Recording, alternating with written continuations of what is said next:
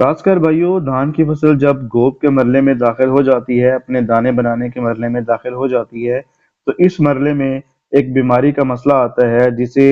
जिसे सिट्टे का जरासीमी झुलसाव कहा जाता है। आप ये देख सकते हैं कि एक काश्तकार हैं पंजाब से जिनका नाम नईम है,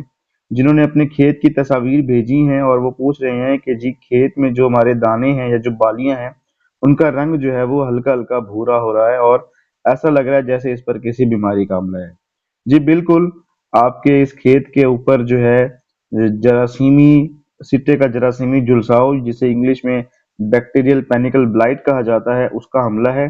अगर खेत में इस तरह के सिट्टे आपको बहुत ज्यादा नजर आते हैं, तो इसके लिए आपने खेत के ऊपर ये केमिकल जो है आप इस्तेमाल कर सकते हैं, जिसमें आपके पास कॉपर हाइड्रोक्साइड है। कॉपर हाइड्रोक्साइड एक बैक्टीरियासाइड भी है, मतलब जरासीम कश भी है, साथ में फफूंदी कश भी